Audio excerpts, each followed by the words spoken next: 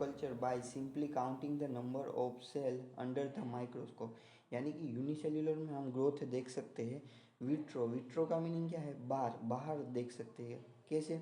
Microscope के द्वारा simple counting, by simple counting the number of cell, count करके microscope के अंदर हम देख सकते हैं कि सेल डिवीजन होता है यूनिसेल्यूलर में। In majority of higher animal and plant growth and reproduction are mutually exclusive events. यानी कि प्लांट और एनिमल में ग्रोथ एंड रिप्रोडक्शन क्या है? म्यूचुअली एक्सक्लूसिव इवेंट है, बाहर की इवेंट है। बाहर की यानी कि दोनों अलग अलग प्रोसेस है, एनिमल और प्लांट में, हायर एनिमल एंड प्लांट में। One must remember that increase in body mass is considered as growth.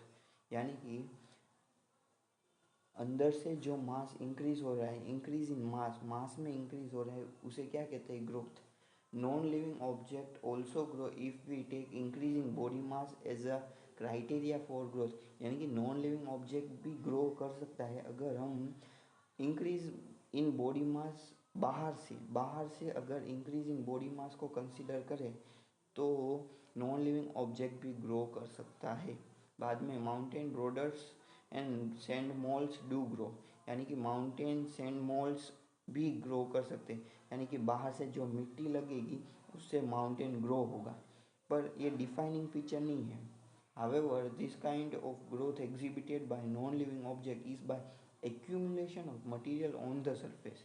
यानी कि नॉन लिविंग ऑब्जेक्ट में ग्रोथ होती है बाय एक्यूमुलेशन, यानी कि बाहर से जो सोइल ऐड होती जाती है माउंटेन में, उसी से ही ग्रोथ होता है, जो कि वो ग्रोथ डिफाइनिंग फीचर नहीं है, वो लिविंग को डिफाइन नहीं करता है। In living organism growth is from inside.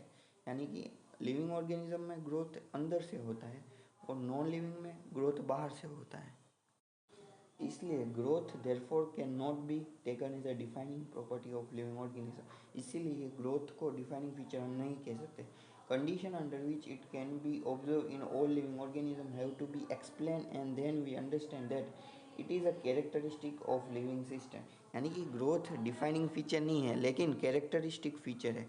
Defining और कैरेक्टरिस्टिक फीचर में क्या डिफरेंस है? डिफाइनिंग फीचर यानी कि विदाउट एक्सेप्शन सारे लिविंग में प्रेजेंट है, और कैरेक्टरिस्टिक फीचर यानी कि लिविंग ऑर्गेनिज्म के कैरेक्टर है। ग्रोथ एक कैरेक्टर है।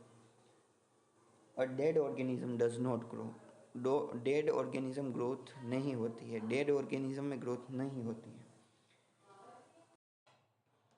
द लिविंग वर्ल्ड चैप्टर शुरू करेंगे, जो कि पहला पैराग्राफ दिया है, how wonderful is the living world से लेकर व्हाट इज़ लिविंग तक। उसमें सिर्फ दो ही क्वेश्चन मेन है, एक टेक्निकल एंड नॉन टेक्निकल के बारे में बताया गया है। टेक्निकल में क्या है कि लिविंग कैसे नॉन लिविंग से डिफ़र करता है, और नॉन टेक्निकल में क्या है कि ये what is the purpose of life and philosophical question पूछे गए। बस पहले पैराग्राफ में इतना ही है। बाद में व्हाट इज़ लिविंग 1.1 से शुरू करते हैं। When we try to define living, we conventionally look for distinctive characteristic exhibited by living organism। हम लिविंग ऑर्गेनिज्म को डिफाइन करते हैं तभी कैरेक्टरिस्टिक, डिस्टिंक्टिव कैरेक्टरिस्टिक देखते हैं। Growth, reproduction, ability to sense environment and mount a suitable response comes to our mind immediately as a unique feature of living organism। Growth, reproduction, ability to sense environment, ये सारे living organism को define करेंगे। हम आगे देखेंगे ये सारे topics. बाद में growth, reproduction, ability to sense environment and mount a suitable response comes to our mind immediately as a unique feature of living organism. बाद में one can add a few more feature like metabolism, ability to self replicate, self organise, interact and emergence to this list. यानी कि metabolism जो कि chemical reaction हमारी body में होता है, और self replicate and self organise, ये भी लिविंग ऑर्गेनिज्म को डिफाइन करते हैं। ये सारा कुछ हम आगे डिटेल में पढ़ेंगे।